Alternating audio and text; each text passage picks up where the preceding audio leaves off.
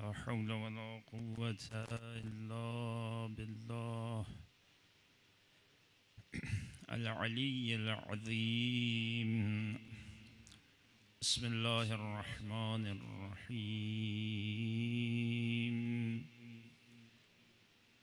الحمد لله رب العالمين بارئ الخلائق أجمعين، باعث الأنبياء والمرسلين، خالق السماوات والأرضين، ثم الصلاة والسلام على أشرف الأنبياء والمرسلين، حبيب إله العالمين، الذي سمي في السماء بأحمد وفي الأرضين بأبي القاسم محمد،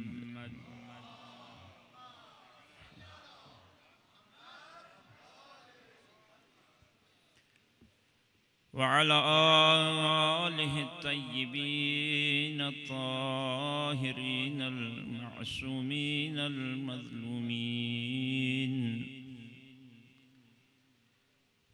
الذين أذهب الله عنهم الرجس وطهرهم تطهيرا.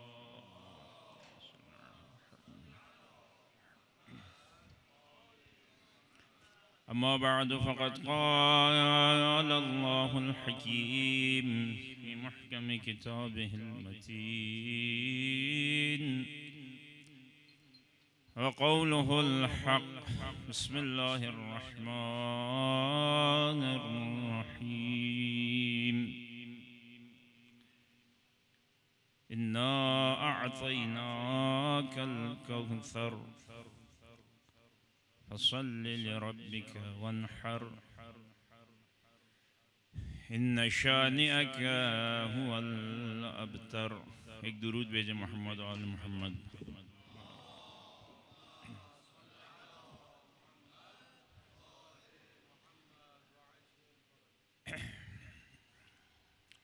اس رب کریم کا شکر ادا کرتے ہیں، اس کی تمام عظیم نعمتوں پر کہ اس نے ہمیں عنایت کی، اور یہ نعمتیں اس قدر زیادہ ہیں کہ اگر تمام زندگی بھی ہم اس کی نعمتوں کا شکر ادا کرنا چاہیں تو زندگی کی مدت کم ہوگی، نعمتیں زیادہ ہوں. وَإِن تَعُدُّوا نِعْمَةَ اللَّهِ لَا تُحْصُوهَا، کہ اللہ کی نعمتوں کو انسان گن نہیں سکتا. البتہ نعمتیں بہت زیادہ ہیں، مادی ہیں، معنوی ہیں، اور ہمارے لیے سب سے عظیم نعمت اس روئے زمین پر، اس کائنات میں اور اس ہستی میں جو اللہ نے ہمیں عنایت کی ہے، وہ ولایت محمد و آل محمد.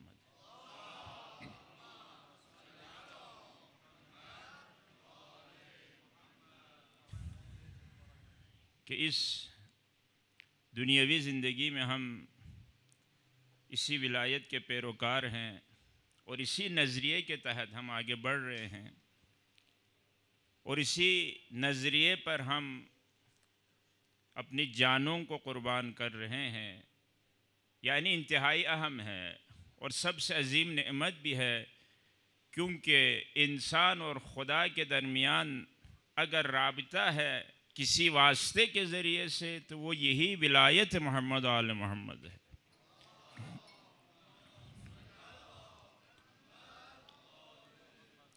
تو یہ ایام فاطمیہ کہ جس کی مناسبت سے ہم یہاں جمع ہیں، اور دن بہ دن مسلمانوں کے نزدیک اور خصوصاً اہل تشیع کے ہاں اس مراسم کی اہمیت میں اضافہ ہو رہا ہے. اور جس طرح ہم عشرہ محرم مناتے ہیں، اب آہستہ آہستہ پوری دنیا میں عشرہ فاطمیہ منعقد ہو رہا ہے کہ واقعاً جس طرح ہم نے عشرہ محرم کو مؤمنین نے زندہ رکھ کر حسین کے قاتلوں کو بے نقاب کیا، تو عشرہ فاطمیہ کے ذریعے سے زہرا کے قاتلوں کو ہم بے نقاب کریں، اور یہ ضروری بھی ہے، معیار حق ہے فاطمہ زہرا سلام اللہ علیہا، اور بی بی کے اتنے احسانات ہمارے اوپر ہیں۔ سب سے عظیم احسان بی بی کا ہے، سب سے اولین مدافع ولایت بی بی فاطمہ زہرا سلام اللہ علیہا ہے۔ اس گھر میں اور اس ہستی کے ارد گرد جتنے بھی شخصیات اگر آپ دیکھیں ہیں، اس گھر میں آپ کو ہر کوئی سردار ہی ملے گا۔ اس گھر میں آپ کو ہر کوئی یا علم کا سردار ملے گا، یا تقوی کا سردار ملے گا، یا عبادت کا سردار ملے گا، یا تمام انبیاء کا سردار ملے گا۔ یہ وہ گھرانہ ہے، اور اس بی بی کا تعلق بھی ایک ایسے گھرانے سے ہے، اور سب سے عظیم کام جو اس بی بی کا ہے، جو اس بی بی نے انجام دیا، اور اس بی بی کے وجود کا جو سب سے اہم پہلو ہے کہ ابھی میں موضوع کی طرف آؤں گا، وہ ولایت اور رسالت کے درمیان ارتباط ہے جو بی بی نے انجام دیا، بہت عظیم ہے۔ رسالت اور ولایت کا رابطہ کس طرح ہوتا؟ یہ بی بی کے وجود کے برکت سے ہے کہ اللہ نے وہ ہستی زمین پر بھیجی کہ اس ہستی نے رسالت اور ولایت کو آپس میں ملایا، کہ ہم رسالت کا پیغام ہم تک پہنچے، ہم ولایت کا پیغام ہم تک پہنچے۔ واسطے یہ فیض ہے ہمارے لیے کہ ہم رسالت کا پیغام اس بی بی کے ذریعے سے ہم تک پہنچ رہا ہے، ہم ولایت کا پیغام اس بی بی کے ذریعے سے ہم تک پہنچ رہے۔ ایک درود بھیجے محمد آل محمد۔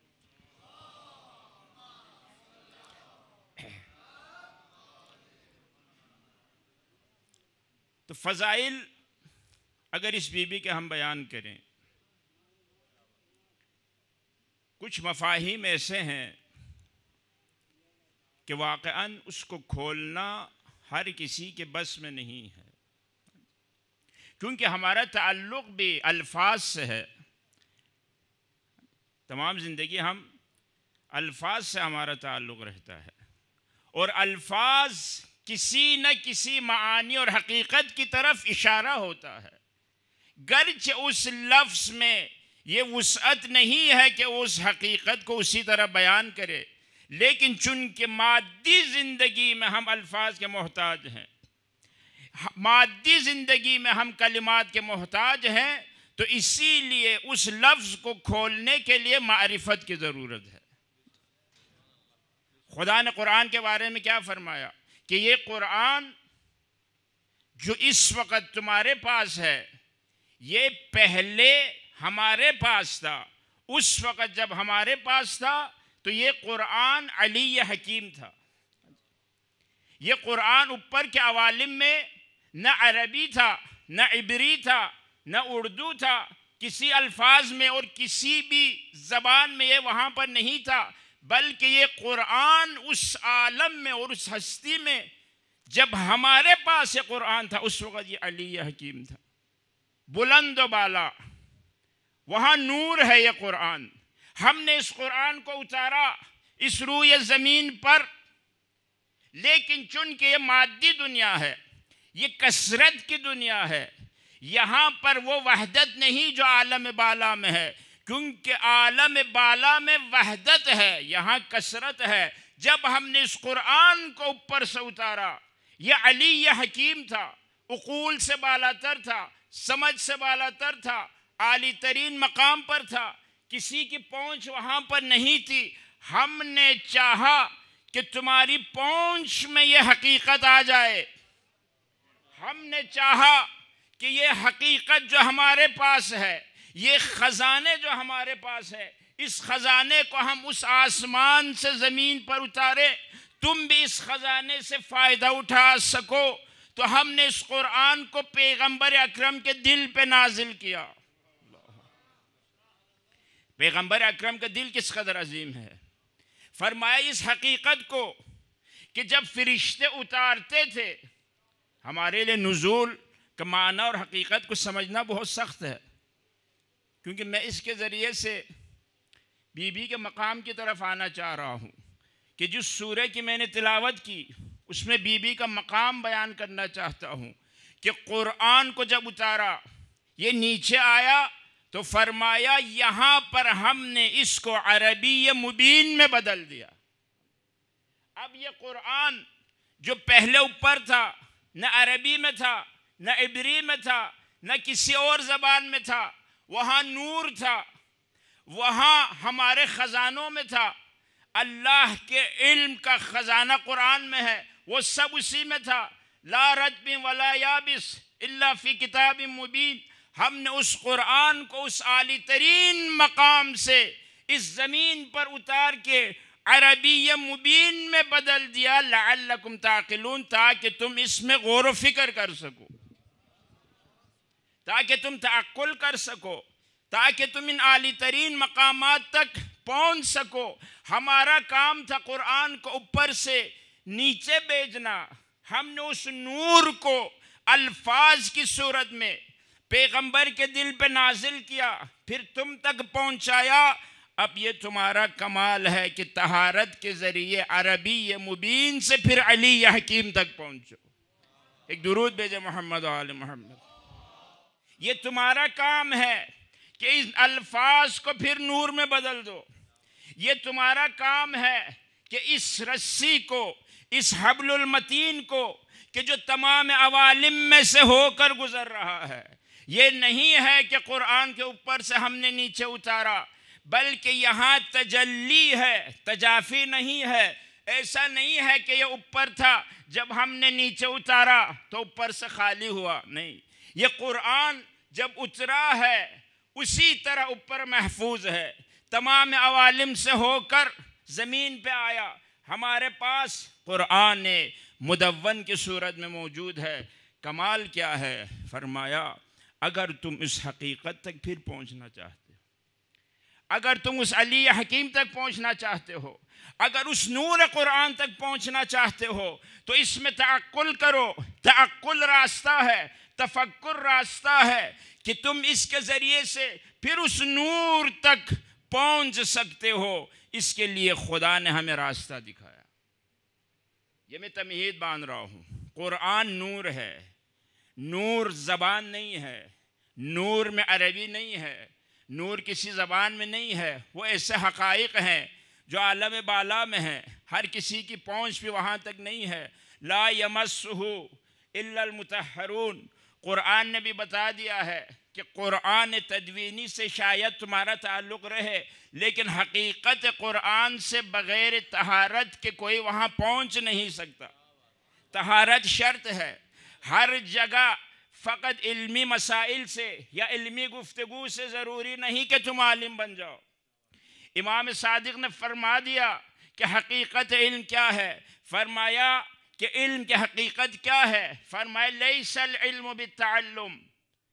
جس طرح ہم سمجھ رہے ہیں، ہم یہ سب حوزے میں ہیں، ہم دن رات بڑے بڑے علماء کے حضور ہم زانوی تلمس طے کرتے ہیں، کس لیے کہ ان الفاظ اور کچھ اصطلاحات کو ہم اپنے ذہنوں میں جگہ دیں، اس لیے کہ کچھ اصول و فقہ کے قواعد کو ہم یاد کریں نا۔ لیس العلم بالتعلم، امام نے حقیقت علم کو بیان کیا کہ حقیقت علم سیکھنے سے تم حاصل نہیں کر سکتے، بل العلم نور، بلکہ علم نور ہے، یقذفہ اللہ فی قلب من یشاء، خدا جس کے دل میں چاہے ڈال دیتا ہے۔ اس نور تک پہنچنے کے لیے طہارت شرط ہے، اسی لیے قرآن کو اس اوپر سے اتارا۔ یہاں پر ایک حقیقت کی طرف اشارہ کروں، کیونکہ بی بی کا مقام اور بی بی کے اس عظمت تک پہنچنا ضروری ہے۔ ہر علم کے ہم پہلے تعریف کرتے ہیں، ہر کلمے کے ہم پہلے تعریف کرتے ہیں۔ کوئی بھی علم آپ حاصل کریں، علم صرف ہو، علم نحو ہو، کوئی بھی علم ہو، جب آپ تعریف کے بغیر اس میں داخل نہیں ہو سکتے۔ علم صرف کی آپ تعریف کرتے ہیں، علم نحو کی تعریف کرتے ہیں، علم اصول کی آپ تعریف کرتے ہیں۔ تعریف اس لیے آپ کرتے ہیں تاکہ آپ کو معلوم ہو کہ موضوع کیا ہے، محمول کیا ہے، ربط کیا ہے، موضوع کیا ہے، میں کس علم کے گرد بحث کر رہا ہوں، میں اس علم میں کیا چاہتا ہوں۔ بی بی کا مقام بھی ایسا ہے، فقط نام لینے سے، کچھ تاریخی حقائق پڑھنے سے، کچھ فضائل پڑھنے سے بی بی کی عظمت کو انسان ادراک نہیں کر سکتا۔ بی بی کی حقیقت بھی قرآن کی طرح ہے۔ یہ بھی اوپر تھا، نیچے خدا نے اس نور کو اتارا ہے۔ اس نور کے بارے میں جس طرح قرآن کے بارے میں فرمایا بغیر تعقل کے تم نہیں پہنچ سکتے، اس نور کے بارے میں بھی جب تک تعقل اور طہارت نہ کرو تم اس حقیقت تک نہیں پہنچ سکتے۔ اسی لیے مخفی ہے، جس طرح قبر مخفی ہے، بی بی کے حقیقت اور عظمت بھی مخفی ہے مسلمانوں۔ اب یہاں اس نور تک ہم نے پہنچنا ہے، کیونکہ اہل بیت بھی نور ہیں۔ فقط کچھ احادیث یا کچھ روایات پڑھنے سے کچھ لوگوں کا حافظہ تیز ہوتا ہے، اگر فقط کچھ الفاظ کو ذہن میں ڈالنے کا نام ہم علم رکھ دیں تو ایسا نہیں ہے۔ علم یہ نہیں ہے۔ خدا نے اس نور کو حاصل کرنے کے لیے طریقہ بتایا پیغمبر، کہ نور کے بغیر چارہ نہیں ہے۔ یہ الفاظ، اس میں وہ نورانیت نہیں ہے، یاد رکھیں۔ یہ فقط ایک مقدمہ ہے، تمہید ہے آپ کو اس حقیقت تک پہنچانے کے لیے۔ یہ قرآن جو آپ پڑھتے ہیں یہ وہ حقیقت ہے، خدا ہمیں اس تک پہنچانا چاہتا ہے۔ گرچہ انسانوں کا تعلق زیادہ محسوسات سے رہتا ہے، انسان چونکہ ہمیں ہمیشہ محسوسات کو دیکھتا ہے تو معقولات تک پہنچنے کے لیے وہ ہمیشہ مشکلات کا شکار رہتا ہے۔ اس لیے کبھی خدا کو ایک معقول کو سمجھانے کے لیے محسوس سے مثال دینا پڑتا ہے، کبھی اس عالی مقام کو سمجھانے کے لیے خدا کو محسوس چیزوں سے مثال دینی پڑتی ہے تاکہ آپ سمجھ جائیں۔ اس مثال کے بغیر ممکن نہیں ہے۔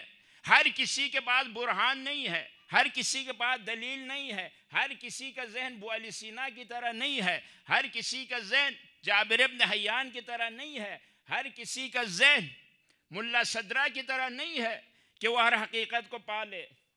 بہت جگہوں پر مثال دینی پڑتی ہے خدا کو، عالی ترین معقول کو محسوس سے تشبیہ دے کر خدا آپ کو سمجھاتا ہے۔ مثلا خدا قرآن میں انفاق کے حقیقت کو سمجھانے کے لیے، کیونکہ یہ عالم مادہ ہے، ہمیشہ انسان سمجھتا ہے یہاں پہ کہ چیزیں کم ہو رہی ہیں، میں اگر دوں گا تو کم ہو جائے گا، انسان ہمیشہ یہی سمجھتا ہے، کیونکہ عالم مادہ بھی اس کی خصوصیت یہی ہے، یہاں جتنا انسان خرچ کرے کمی کی طرف یہ چیز جاتی ہے۔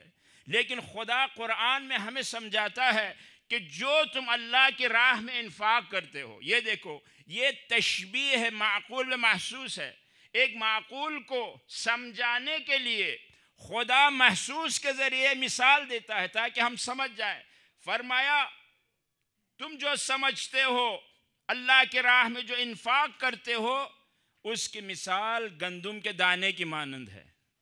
بہت بڑی مثال ہے، بہت بڑی حقیقت کو عیاں کر رہا ہے، محسوس کے ذریعے عیاں کر رہا ہے کہ جو ہم ہمیشہ اپنی آنکھوں سے دیکھتے ہیں، گندم کو ہم ہمیشہ اپنی آنکھوں سے نکلتے ہوئے دیکھتے ہیں زمین سے، ایک بیج بوتے ہیں، ایک دانہ بوتے ہیں، لیکن جب یہ نکلتا ہے تو 700 دانے لے کر نکلتا ہے۔ خدا سمجھانا چاہ رہا ہے کہ جو تم اللہ کی راہ میں دیتے ہو وہ اس دانے کی مثال ہے جو تم زمین میں بوتے ہو۔ ایک دانہ بوتے ہو، 7 خوشے نکلتے ہیں، ہر خوشے میں 100 دانہ ہے۔ ایک بوتے ہو 700 اللہ تمہیں عنایت کرتا ہے۔ خدا یہ سمجھا رہا ہے جو میرے راہ میں دو گے یہ نہ سمجھنا کہ وہ ختم ہو جائے گا، بلکہ میں اس کو رشد دیتا ہوں۔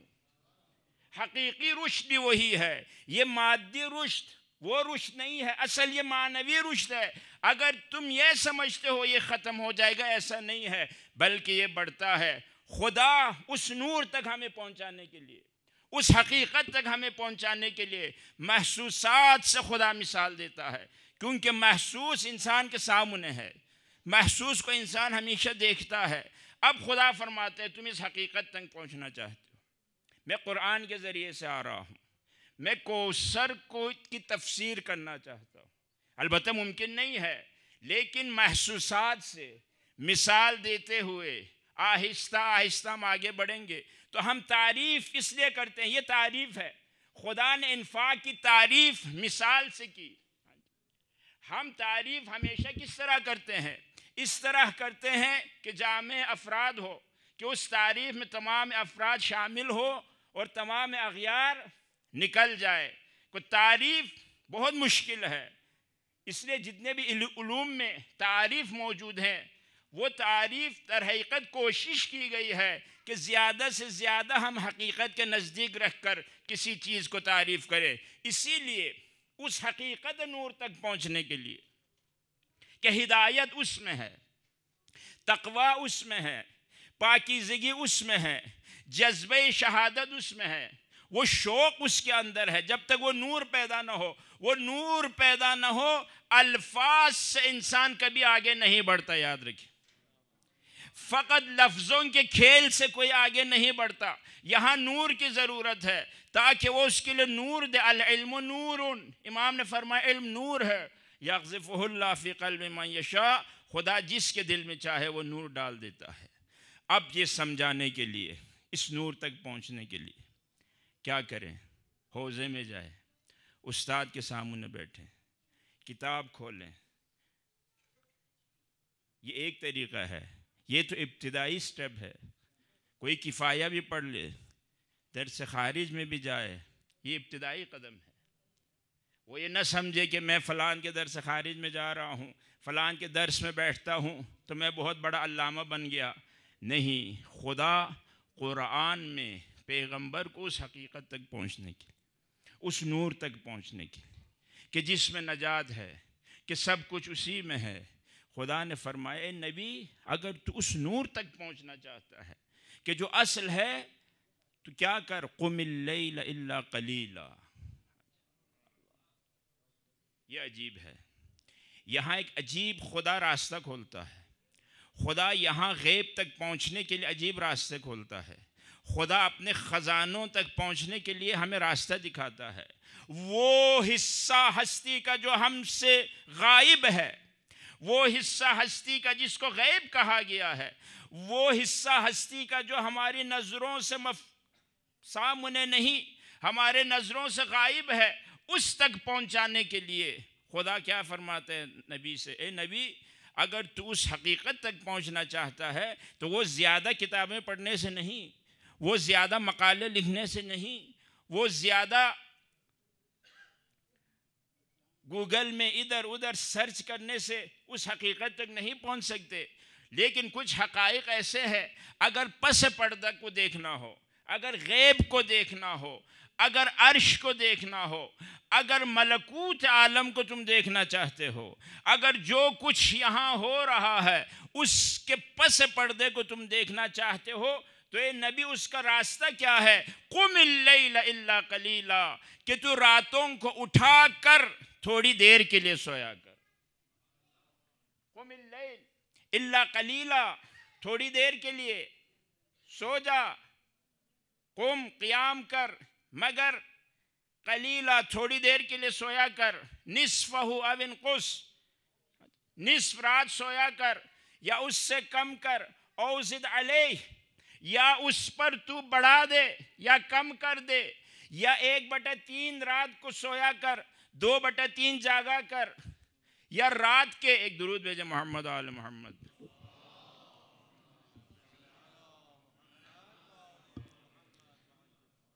یا رات کے نصف حصے میں سویا کر، نصف حصہ جاگا کر۔ یہاں ایک حقیقت کی طرف ابھی اشارہ ہوگا، پھر ہم آئیں گے بی بی کی طرف کہ یہ حقائق جو اللہ نے آسمان سے نازل کیے ہیں، یہ نور جو اللہ نے بھیجے ہیں، یہ فقط قرآن کا نور نہیں آیا ہے، 14 کا نور آیا ہے۔ ایک قرآن نہیں آیا ہے، 14 قرآن آئے ہیں۔ کہ ان کو سمجھنا ہے یہ ایک قرآن نہیں ہے۔ کبھی انسان کا ذہن، میں نے کہا ابھی محسوسات سے ہم کیونکہ زیادہ واسطہ رہتا ہے ہمارا، ہاں جی، تو خدا نے بہت سے اقوام کو اسی محسوسات کے ذریعے ہدایت کرنے کی کوشش۔ موسیٰ کی قوم کو ایک عصا کے ذریعے، ہاں جی، کبھی وہاں برہان اور دلیل سے یہ قوم سمجھنے والی، اگر وہاں برہان صدیقین ان کے سامنے پیش کیا جاتا، فلان پیش کیا جاتا، انسان کیونکہ محسوسات سے عوام کا تعلق ہے تو اس لیے وہاں پر حضرت موسیٰ نے عصا کے ذریعے، اللہ کے ہاں عجیب قاعدے ہیں، یاد رکھیں، حقیقت تک پہنچانے کے لیے خدا کے طریقے بہت عجیب ہیں۔ بعض لوگ برہان سے بھی کہیں نہیں پہنچتے اور بعض لوگ ایک عصا سے بھی حقیقت تک پہنچ جاتے۔ موسیٰ کو کہا، یہ موسیٰ تیرا ہاتھ میں کیا ہے؟ اس عصا کے ذریعے موسیٰ نے پوری ایک قوم کو، پوری ایک فوج کو ہلاک کر دیا۔ اللہ اپنی طاقت دکھاتا ہے، اللہ کے پاس بہت کچھ ہے، قوم کو ہدایت کی، لیکن چونکہ عصا نے ان کو مسلمان کیا، عصا نے ان کو مومن کیا، تو آپ کو معلوم ہے کیونکہ اس کے پیچھے برہان نہ تھا، دلیل نہ تھا ان کے لیے، تو جب سامری نے اس بچڑے کو ان کے سامنے معبود بنا کر پیش کیا تو وہ سب دین سے نکل گئے۔ تو یہاں پر چونکہ انسان محسوسات سے زیادہ اس کا تعلق رہتا ہے، تو خدا نے فرمایا اس محسوسات سے معقولات تک پہنچنے کے لیے، اگر علم فقط علم کے حد تک رہے، ظاہر تک رہے، یہ انسان کو کہیں نہیں پہنچا سکتا، بلکہ امام خمینی کیا فرماتے ہیں، وہ توحید، وہ عرفان، وہ فلسفہ جو نظری حد تک ہو، جو بحث کی حد تک ہو، یہ بھی کبھی انسان کے لیے حجاب بن جاتا ہے۔ ہمارے دور میں ہے، ہم نے بہت دیکھے ہیں، امام نے فرمایا اگر کسی کا علم بڑھتا جائے، یہ عجیب ہے، اگر کسی کا علم بڑھتا جائے لیکن اہل عمل نہ ہو، تو جس طرح اگر کوئی چیز، کوئی پھل فروٹ کھانا زیادہ مقدار میں ہو، پڑا رہے، تو آپ کو معلوم ہے کہ یہ پھل ایک مدت کے بعد گلنا سڑنا شروع ہو جائے گا، یہ غذا خراب ہو جائے گی۔ تو امام نے فرمایا اگر کسی کے دل میں اور سوچ میں وہ فقط علوم ڈالتا جا رہا ہے، علم کی تعداد اور مقدار کو بڑھاتا جا رہا ہے، عمل نہ کرے، فرمایا یہ علم اس کے اندر زہر میں تبدیل ہو جائے گا، یہ علم اس کے اندر حجاب میں تبدیل ہو جائے گا۔ یہی علم توحید جو انسان کے ہدایت کا سبب ہے، یہی اس کے گمراہی کا سبب بنے گا۔ تو اس لیے فرمایا نبی اگر ان حقائق تک پہنچنا ہے، کشف کرنا ہے، کیونکہ دنیا کشف ہے، اس وقت سائنس اور ٹیکنالوجی کی دنیا ہے، یہاں ہر کوئی کشف کی حالت میں ہے، ہر کوئی دن بے دن کسی نہ کسی چیز سے پردہ اٹھا رہا ہے۔ میڈیکل کی دنیا میں کشفیات دیکھیں آپ، کھانوں کی دنیا میں، دوائیوں کی دنیا میں، دوسرے آپ استعمال کرنے والی چیزوں کی دنیا میں آپ دیکھیں، جہاز کی دنیا میں، کمیونیکیشن کی دنیا میں، اس وقت ارتباط کیسا ہے ہمارا، عجیب ہے ہمارا رابطہ اس وقت، واقعی دنیا جیسے سمٹ کے ہمارے پاس ہو، دنیا کے جس جگہ آپ بات کرنا چاہیں، یہ کشفیات کی دنیا ہے نا، ہم بھی کشف کرنا چاہتے ہیں، البتہ دنیا میں جتنے بھی کشف ہے وہ ابھی زمین کے حد تک ہے، ان کی حقیقت ابھی اس سے اوپر نہیں گئی، وہ اسی حد تک ہے۔ زیادہ سے زیادہ کیا کیا، پہلے ہم مہینوں کا سفر کرتے تھے، اب گھنٹوں میں سفر کرتے، پہلے ہم خط لکھتے تھے، مہینوں میں معلوم نہیں ہمارا خط پہنچتا تھا، آج ہم ایک بٹن دباتے ہیں، دنیا کے کسی کونے میں ہم، بہت بڑی کشف ہے یہ۔ البتہ سائنس کا اپنے ایک جگہ کشفیات الگ ہے، ہاں جی، مقابل میں ایمان ہے، ایمان کی طاقت ٹیکنالوجی سے زیادہ ہے، یاد رکھیں، ایمان کی طاقت ٹیکنالوجی سے زیادہ ہے، کیونکہ ٹیکنالوجی میں کیا کرتے ہیں، ابھی آپ یہاں سے گھنٹوں میں جاتے ہیں، لیکن اگر حقیقی ایمان آپ کے اندر ہو، لمحوں میں آپ کہیں سے کہیں پہنچ سکتے ہیں۔ اگر ٹیکنالوجی کے ذریعے یہ میں بتا رہا ہوں کہ جن لوگوں نے ایمان کو اپنایا، جو اس حقیقت تک پہنچے، وہ کم نہیں ہے ان کے مقابل میں۔ سائنس کے مقابل میں آپ ایمان کو اگر لے آئیں تو وہ کم نہیں ہے، وہ بھی بڑے سے بڑے مقامات تک پہنچے۔ اگر ہم ایک سامان کو گھنٹوں میں امریکہ سے یہاں یا یہاں سے وہاں پہنچاتے ہیں، تو اگر انسان کے اندر ایمان ہو، وہ تخت بلقیس کو پلک جھپکنے میں لے آتا ہے۔ ایمان کی یہ طاقت ہے۔ یہ کون سے حقیقت ہے کہ جب کسی نے امام سے یہ فرمایا، امام باقر علیہ السلام سے،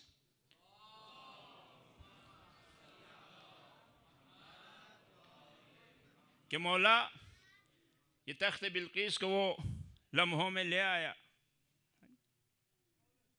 البتہ انسان چونکہ ابھی تک ناشناختہ ہے، اس نے اپنی اس طاقت کو ابھی تک نہیں پہچانا، واقعا نہیں پہچانا۔ عجیب موجود ہے۔ ویسے ہی خدا نے انسان کو اپنا خلیفہ نہیں کہا۔ جو خلیفہ خدا ہے یعنی وہ خدائی کام کر سکتا ہو تو خدا نے اپنا خلیفہ بنایا ہے۔ وہ ہم ہیں کہ پیچھے نہیں جا رہے، کہ میں ابھی آؤں گا اس چیز کی طرف، کہ مقام فاطمہ زہرا کی طرف، کہ ہم نہیں پہچان پائے۔ یہ بہت بڑا مقام ہے۔ فرمایا مولا وہ تخت بلقیس کو پلک جھپکنے میں لے آیا، تو کیا آپ بھی لا سکتے ہیں کوفے سے فلان چیز کو؟ تو امام نے کیا فرمایا؟ ایک درود بھیجے محمد عالم۔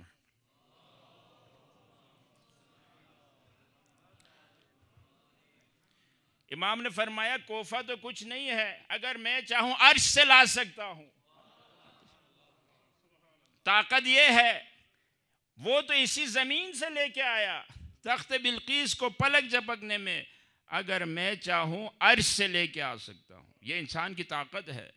سائنس کے مقابل میں، ٹیکنالوجی کے مقابل میں ایک مومن انسان کی طاقت ہے، ایمان کی طاقت ہے جو امام دکھا رہا ہے۔ یہ ایمان کی طاقت ہے جس کا خدا قرآن میں ذکر کر رہا ہے۔ فرمایا کیسے تم حقائق تک پہنچنا چاہتے ہو؟ ہمارے کتابوں میں تو سوائے اصالت البراء کہ اصالت الاحتیاط، شک ہو، یقین ہو، ظن ہو، ہمارے ہاں تو ایک عالم تمام زندگی اس پہ لگا دیتا ہے کہ مجھے یقین ہو کہ یہ روایت امام سے صادر ہوئی۔ اللہ، ہمارے علم کی انتہا کہاں ہے؟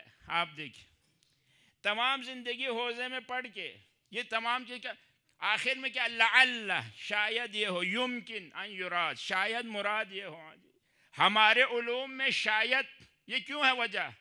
شاید یہ ہو، اگر تمہیں شک ہو اصالت البراء جاری کرو، اگر تمہیں معلوم نہ ہو یہ پاک ہے تو اصالت الطہارہ جاری کرو۔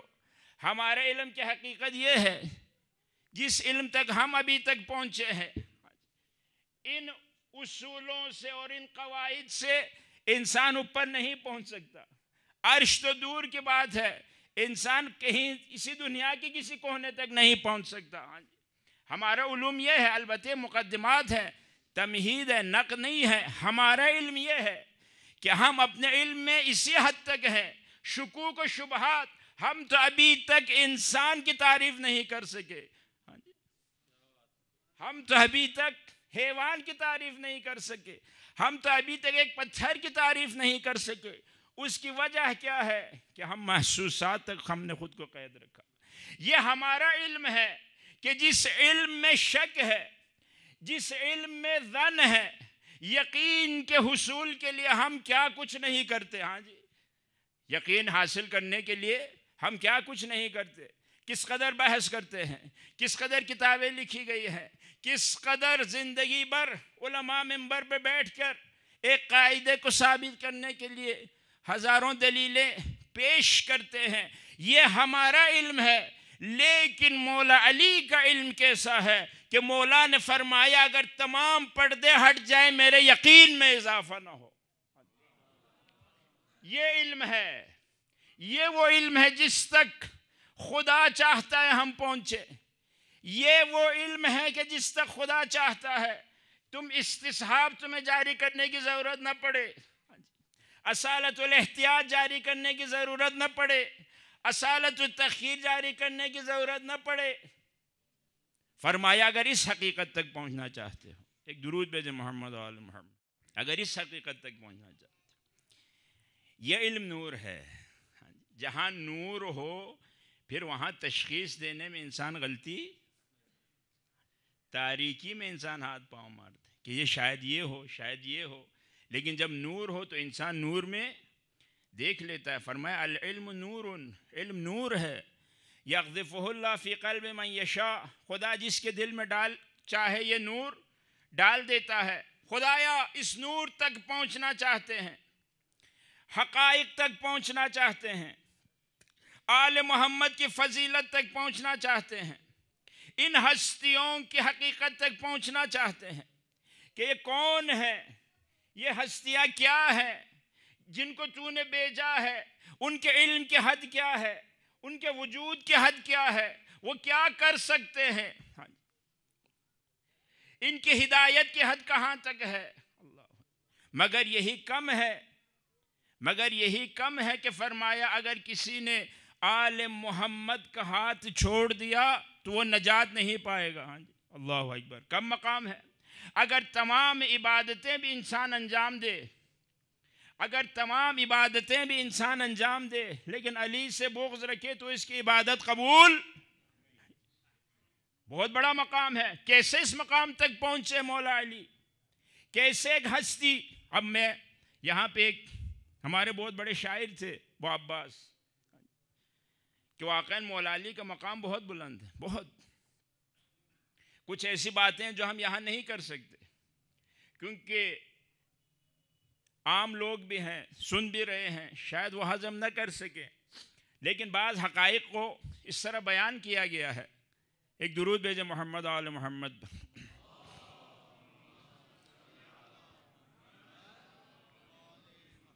اسی حقائق تک نہ پہنچنے کی وجہ سے آج کوئی رب کہہ رہا ہے، کوئی اللہ کہہ رہا ہے، کوئی معمولی انسان سمجھتا ہے. یہ سب کیا اس حقیقت تک نہ پہنچنے کی وجہ سے ہے. اسی لیے فرمایا اگر اس حقیقت تک پہنچنا چاہتے ہو، اگر آل محمد کی اس حقیقت کو کشف کرنا چاہتے ہو، اگر قرآن تکوین اور اگر قدوان تدوین اور قرآن تکوین کہ اہل بیت ہیں دونوں کو سمجھنا چاہتے ہو تو اے نبی کیا کرو، امت کو کس چیز کی طرف درس دو، امت کو راستہ کیا دکھاؤ اگر اس حقیقت تک پہنچنا چاہتے ہو. فرمایا قم اللیل الا قلیلا. فرمایا اس حقیقت کو پہنچنا چاہتے ہو راتوں کو اٹھا کر. یہ وہ چیز ہے جو حوضے میں، درس میں، کتاب میں یہ حقیقت تمہیں نہیں ملے گی. یہ حقیقت تجھے نماز شب میں ملے گی. یہ حقیقت تجھے سجدوں میں ملے گی. اس حقیقت تک پہنچنے کے لیے آدھی رات، 1/3 یا نصف رات تمہیں جاگنا پڑے گا. کیوں؟ فرمایا قم اللیل الا قلیلا نصفہ او انقص منہ او زد علیہ ورتل القرآن ترتیلا. قرآن کو ذرا آدھی رات کو اٹھ کے ٹھہر کے سمجھتے ہوئے پڑھا کرو. خدا قرآن میں فرماتا ہے ورتل القرآن ترتیلا. کیوں؟ انا سنلقی علیک قولا ثقیلا. اگر قول ثقیل کا حامل بننا چاہتے ہو، اگر اس علم الہی کا حامل بننا چاہتے ہو تو اے نبی تمہیں راتوں کو اٹھنا پڑے گا. اس لیے انا سنلقی علیک قولا ثقیلا، ہم جلد ہی قول ثقیل تیری طرف القاء کرنے والے ہیں. ایک درود بھیجے محمد آل محمد. انا سنلقی علیک قولا ثقیلا. قول ثقیل کا حامل اگر بننا ہے، اگر قرآن ثقیل ہے، حقیقت قرآن ثقیل ہے، اسلام عمل میں آسان ہے لیکن معرفت میں ثقیل ہے. یاد رکھیں، نماز پڑھنے میں آسان ہے، وضو بہت آسان ہے، چہرے کو دھونا، ہاتھ کو دھونا، نماز آسان ہے، 2 رکعت نماز پڑھنا آسان ہے، روزہ رکھنا آسان ہے، ظاہری عبادت کی شکل کو ہم انجام دیتے آسان ہے. لیکن اس کے پیچھے جو معارف ہیں اس کو سمجھنا یہ قول ثقیل ہے. وہ انسان پہنچ سکتا ہے جو خدا نے فرمایا جو راتوں کو قیام کرتا ہو، جو راتوں کو اٹھتا ہو، وہ اس قول ثقیل کی حقیقت تک پہنچ سکتا ہے. جو شخص ان چیزوں سے محروم ہو، اللہ اکبر. کیسے ہم پہنچے اب ان حقائق تک؟ طہارت شرط ہے. فرمایا لا یمسہ الا المطہرون، کہ قرآن کی حقیقت کو طہارت کے بغیر کوئی مس رچ جس دل میں ہو وہ کیسے اس حقیقت کو پائے، تکبر جس دل میں ہو وہ کیسے اس حقیقت کو پائے۔ یہی تو ہے جس کی طرف توجہ کم دی جا رہی ہے، کیونکہ یہ وہ سیر ہے حقیقت کی طرف، نور کی طرف، عالم بالا کی طرف۔ یہ ایسی حرکت ہے کہ اس حرکت کا تعلق باہر سے نہیں ہے، دل سے ہے، اندر سے ہے۔ تم باہر تلاش کرتے ہو، باہر کچھ نہیں ہے، یہ حرکت اندر سے ہے، اور اس اندر سے حرکت کے لیے اور دل سے اور عقل سے حرکت کے لیے پاکیزگی چاہیے۔ اس لیے فرمایا بی بی کی زیارت میں ہم کیا پڑھتے ہیں کہ بی بی سلام ہو آپ پر کہ اللہ نے آپ کی ولایت کو ہماری پاکیزگی کا سبب بنایا ہے۔ کہ ولایت اہل بیت، محبت اہل بیت اس دلوں کی پاکیزگی کا سبب ہے۔ بغیر پاکیزگی کے ان مقامات تک تم نہیں پہنچ سکتے۔ اب اس حقائق کہ قرآن کی میں نے مثال دی کہ قرآن علی حکیم تھا، عالم بالا میں تھا، اللہ کے خزانوں میں تھا، خدا نے اس کو اتارا پیغمبر کے دل پہ، پیغمبر نے ہم تک پہنچایا۔ آج یہ قرآن ہمارے سامنے ہے، آج اس قرآن ہر کسی کے گھر میں یہ قرآن موجود ہے، ہر کوئی اس قرآن کی تلاوت کرتا ہے، لیکن بہت کم لوگ ہیں جو اس قرآن سے اس حقیقت تک پہنچنا چاہیں۔ اس لیے میں نے کہا کہ جو آیت میں نے تلاوت کی، اس آیت کو آپ کھولنا ہے، اس کو سمجھنا ہے۔ اس 2-3 دن میں خدا نے بھی قرآن میں پیغمبر اکرم پہ ایک سورت نازل کی، ایک آیت نازل کیا۔ اس سورہ میں پروردگار نے کیا فرمایا؟ کیونکہ اس کو کھولنا ہے، اس کو سمجھنا ہے۔ فقط ظاہر یا اوپر سے کچھ تفسیر کرنے سے کچھ نہیں ہوتا۔ اہل بیت کے مقامات کو سمجھے بغیر انسان اس بلندی تک نہیں پہنچ سکتا، ان کی شخصیت کا ادراک نہیں کر سکتا، ان کے اس مقام الہی کو وہ نہیں سمجھ سکتا۔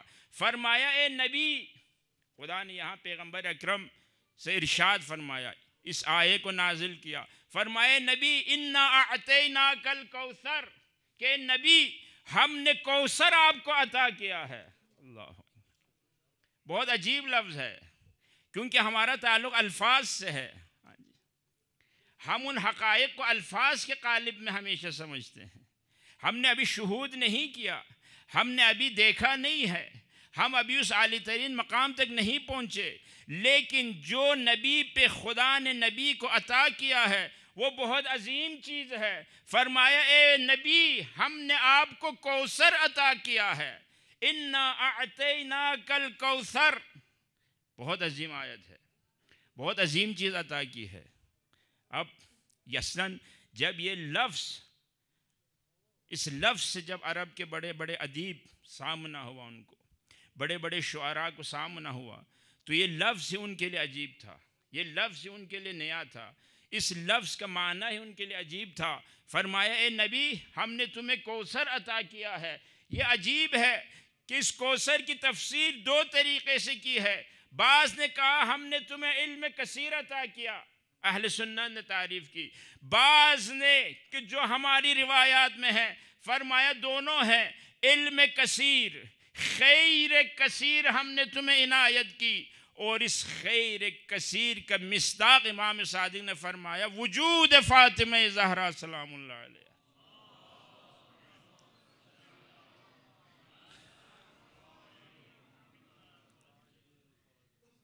خیر کثیر کا مصداق وجود فاطمہ زہرا۔ اب یہ خیر کثیر کا مصداق بی بی کیسے؟ بہت عظیم۔ واقعاً اس سورہ کی حقیقت کو اگر کوئی سمجھ جائے، مختصر، قرآن کی سب سے مختصر سورت ہے اور 3 آیتوں پر مشتمل ہے، لیکن اس کے اندر جو معارف ہے وہ عظیم ہے۔ فرمایا نبی ہم نے آپ کو خیر کثیر عطا کیا، کہ وہ خیر کثیر فاطمہ زہرا کے صورت میں ہم نے آپ کو عطا کیا، اس لیے بہت بلند ہستی ہے یہ بہت بلند مقام ہے. یہاں نہیں فرمایا ہم نے نازل کیا، فرمایا ہم نے آپ کو عطا کیا. عطا کرنے کے لفظ میں ایک حکمت ہے، یعنی ہم نے آپ کو عطا کیا، اس کا مطلب یہ ہے یہ ہماری طرف سے ایک کرامت اور ہدیہ ہے آپ کے لیے جو ہم نے آپ کو عطا کیا ہے. تمام حقائق اسی کے اندر ہیں، تمام میں اللہ کی حجتیں اسی کے اندر ہیں، تمام علم اسی کے اندر ہے، تمام پاکیزگی اسی کے اندر ہے.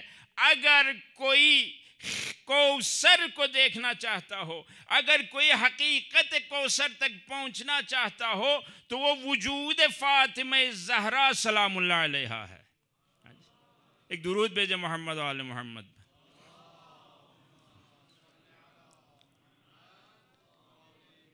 یہ خیر کثیر، اللہ اکبر. اس خیر کا پہلا نقطہ کہاں ہے؟ اس خیر کا پہلا نقطہ کہاں ہے؟ یہاں سمجھنے کی ضرورت ہے. جب تک تعریف نہ ہو ہمارے لیے سمجھنا مشکل ہے. خدا نے قرآن میں تعریف الفاظ کی صورت میں نہیں کی، مثالوں سے سمجھانے کی کوشش کی کہ کیونکہ انسان کا تعلق محسوسات سے زیادہ ہے.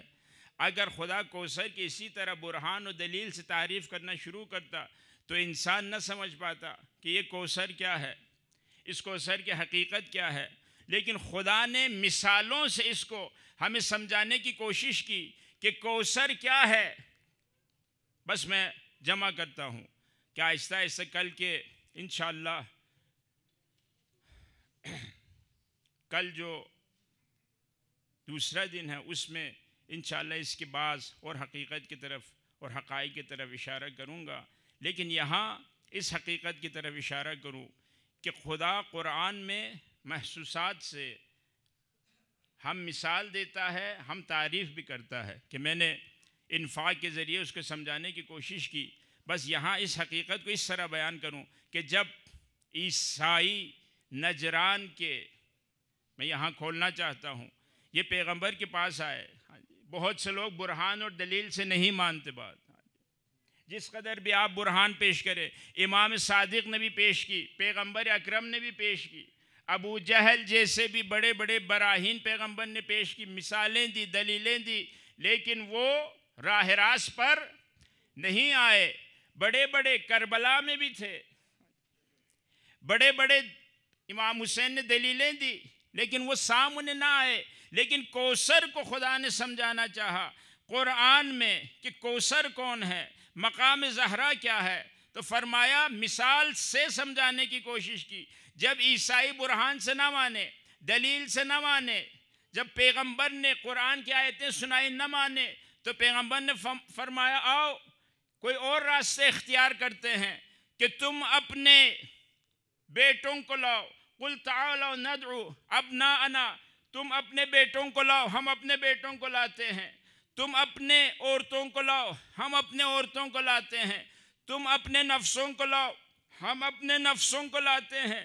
پھر ہم مباہلہ کرتے ہیں، پھر ہم دیکھتے ہیں کہ خدا کی لعنت کس طرح جھوٹوں پر پڑتی ہے. فنجعل لعنت اللہ علی الکاذبین، ہم اللہ کی لعنت کو کاذبین پر قرار دیں گے. یہ ایک طریقہ ہے سمجھانے کے لیے. اب سب انتظار میں ہے. خدا کوثر کو سمجھانا چاہ رہا ہے، خدا مقام اہل بیت کو سمجھانا چاہ رہا ہے. برہان سے، دلیل سے شاید لوگ نہ سمجھے، لیکن اس طرح سمجھا رہا ہے. فرمایا سب آؤ. اب سب لوگ انتظار میں ہیں. عیسائی اپنے جگہ پہ ہیں، مسلمان اپنے جگہ پہ ہیں، پیغمبر کے انتظار میں ہیں کہ پیغمبر آج کس کو لاتے ہیں. خدا کوثر کے معنی کو یہاں واضح کر رہا ہے، کوثر کو ایک طریقے سے تفسیر کر رہا ہے، ہمیں سمجھانا چاہ رہا ہے. مقام اہل بیت ہمیں دکھانا چاہ رہا ہے کہ لوگوں اگر کبھی تمہیں برہان سے، اگر کبھی دلیل سے تمہاری سمجھ میں کچھ نہ آئے تو ہم مثال سے بھی تمہیں سمجھائیں گے، ہم بلا کے بھی سمجھائیں گے، ہم تشبیہ معقول بے محسوس کے ذریعے تمہیں سمجھانے کی کوشش کریں گے. اگر تم ان دلیلوں سے راہ راست پر نہیں آتے تو آؤ مباہلہ کرتے ہیں. آئے، سب انتظار میں تھے، سب نے یہی سمجھا کہ شاید ہمیں بلائیں گے، شاید اصحاب کو بلائیں گے. اب یہ نجران کے عیسائی سارے جمع ہیں، تمام پادری جمع ہیں، برہان اور دلیل سے 3-4 دن گفتگو ہوئی ہے، معنی نہیں ہے۔ آج کل کی دنیا میں بھی گفتگو بہت ہوتی ہے، دلیلیں بہت پیش کی جاتی ہیں، فیس بک پہ، واٹس ایپ پہ آپ دیکھیں ماشاءاللہ ہر کوئی ایک دوسرے کے خلاف دلیل دے رہا ہے۔ مضبوط ترین دلیل بھی دو تب بھی دوسرا ماننے کو تیار۔ یہ آج کا دور ایسا ہے، یہاں اب دلیلوں کی وقت بھی کیا ہو گئی ہے؟ ختم ہو گئی ہے، براہین کی وقت بھی ختم ہو گئی ہے، آپس میں لڑتے ہیں۔ اس کی وجہ کیا ہے؟ کوئی دلیل سننے کو تیار ہی نہیں۔ ہر کوئی خود کو حق پہ سمجھتا ہے، ہر کوئی اپنے تنظیم کو حق پہ سمجھتا ہے، ہر کوئی اپنے جس کو مانتا ہے اس کو حق پہ سمجھتا ہے، ہر کوئی حق کو سمجھنے کے لیے تیار نہیں ہے۔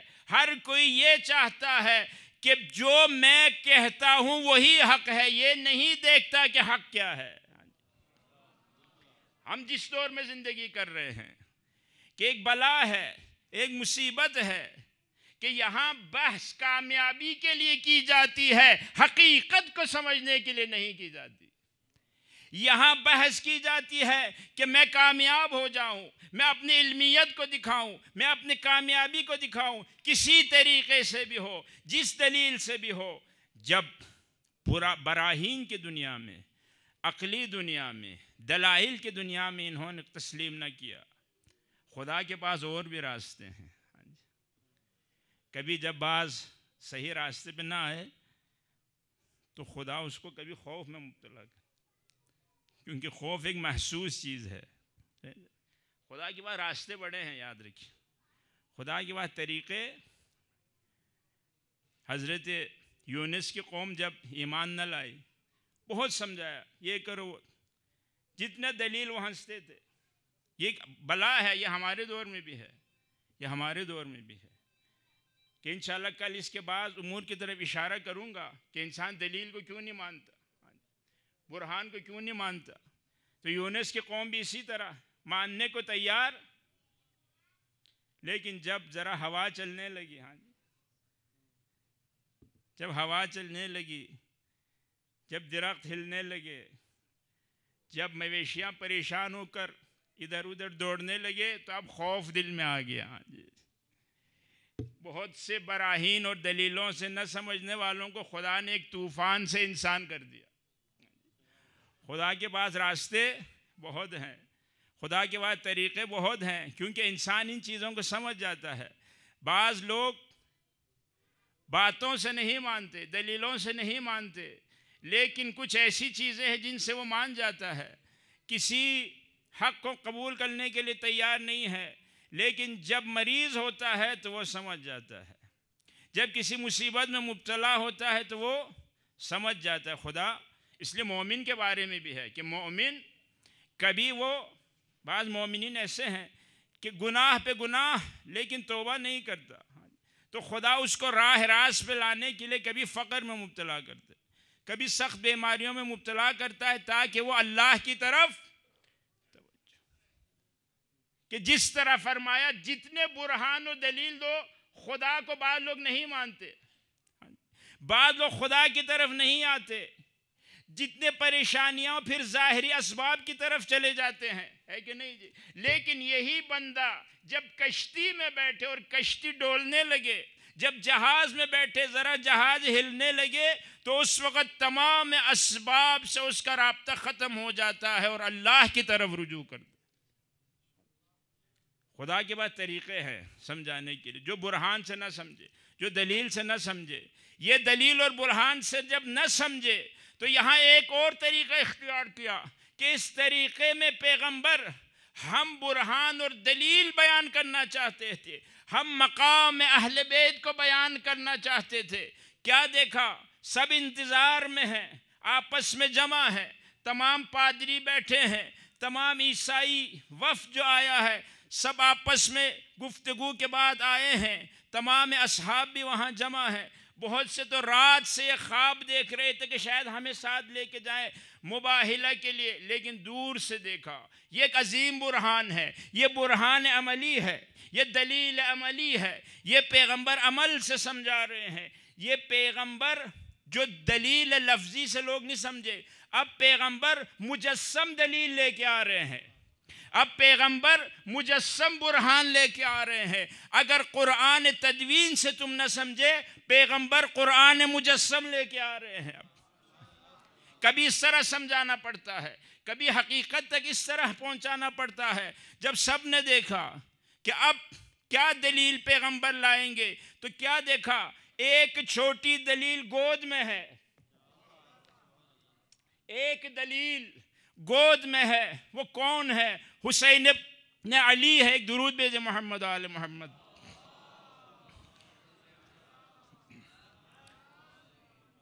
ایک دلیل گود میں ہے، ایک دلیل کا ہاتھ پکڑا ہوا ہے، پیچھے برہان ہے۔ اللہ اکبر۔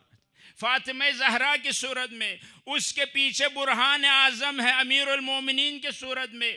سب نے دیکھا کہ پنجتن آ رہے ہیں، در حقیقت دلیل ہے، در حقیقت برہان ہے، در حقیقت قرآن مجسم آ رہا ہے۔ اسی لیے جب ان ہستیوں کو دیکھا جو برہان اور دلیل سے ماننے کے لیے تیار نہ تھے، جو قرآن کی تدوینی آیات سے ماننے کے لیے تیار نہ تھے، جن کو پیغمبر نے دلیلیں پیش کی، ان دلیلوں سے ماننے کے لیے تیار نہ تھے، جب ان کی نگاہیں اس خاندان پہ پڑی، جب حسین کے چہرے پہ، حسن کے چہرے پہ، پیچھے امیر المومنین پہ جب ان کی نگاہیں پڑی، تو پادری نے کیا کہا؟ ایسے چہرے دیکھ رہا ہوں، اللہ اکبر، میں ایسے چہرے دیکھ رہا ہوں کہ اگر یہ اپنا ہاتھ اٹھائیں خدا کی طرف، پہاڑ اپنی جگہ سے ہل جائے، ہم سب ہلاک ہو جائیں۔ یہ مقام اہل بیت کو خدا دکھا رہا ہے کہ یہ وہ ہستیاں ہیں کہ اگر یہ میدان میں آ جائیں، اگر یہ ہستیاں آگے آئیں، نبی دعا کرے یا آمین کہیں، کوئی بھی زندہ واپس نہ جائے۔ یہ مقام اہل بیت ہے، یہ کوثر کی عملی تفسیر ہے کہ پیغمبر نے دکھا دیا کہ یہ وہ ہستیاں ہیں کہ جو برہان ہے، جو دلیل ہے، جو قرآن مجسم ہے۔ اسی لیے پیغمبر نے زندگی میں ہر جگہ ان کے عنایتیں کی، ان کی طرف توجہ کیے، ان کے مقام کو پیغمبر نے بیان کیا۔ کبھی کیا فرمایا؟ علی مع الحق والحق مع علی، حق علی کے ساتھ ہے، علی حق کے ساتھ ہے۔ اور پھر کیا فرمایا؟ پروردگارا حق کو ادھر موڑ دے جدھر علی جائے۔ یہ بہت بڑا مقام ہے۔ اور بی بی فاطمہ زہرا کے بارے میں کیا فرمایا؟ دلیل دے رہے ہیں، معیار دے رہے ہیں، کیونکہ یہ وہ گھر ہے جس میں ہر فرد خود معیار ہے، جس کا ہر فرد خود میزان ہے، جس کا ہر فرد خود برہان ہے، جس کا ہر فرد خود دلیل ہے۔ بی بی زہرا کے مقام کی طرف اشارہ کر کے کیا فرمایا پیغمبر نے؟ کہ پیغمبر نے اس مقام کی طرف اشارہ کر کے فرمایا کہ جس سے زہرا راضی ہے، اللہ بھی اس سے راضی ہے۔ اللہ اکبر، بہت بڑا مقام ہے۔ یعنی کیا فرمایا؟ جس کی طرف زہرا رخ کرے وہ حق ہے، جس سے زہرا منہ پھیر لے وہ باطل ہے۔ جس کی طرف زہرا رخ کرے وہ حق ہے، جس کی طرف زہرا منہ پھیرے وہ باطل ہے۔ یہاں پہ لوگوں نے مقام زہرا کو دیکھا، مباہلے میں دیکھا، بہت بڑا مقام ہے۔ فرمایا کہ جس سے زہرا راضی ہے، اللہ بھی اس سے راضی ہے۔ یہ نہیں فرمایا جس سے اللہ راضی ہے، زہرا اس سے راضی ہے۔ یہ مقام زہرا، عجیب معیارات ہیں، عجیب میزان ہے اللہ نے قرار دیا۔ پاک ہستیاں کہ اس کو خدا نے نازل کیا زہرا۔ بڑے غم اور مصائب بھی اس بی بی پر آئے۔ عزادارو اپنے بابا کے پاس آئی ماں کی سفارش لے کر۔ اے بی بی زہرا، جس طرح اپنی ماں کی سفارش کی، اللہ کے حضور ہمارے لیے سفارش کرنا، اپنے بابا کے حضور ہمارے لیے سفارش کرنا۔ عزادارو اپنے بابا کے پاس آ کے ایک جملہ کہا، بابا میری ماں نے کہا اگر ہو سکے وہ قمیض کفن میں دے دینا جس پر آپ پہ پہلی وحی اتری تھی۔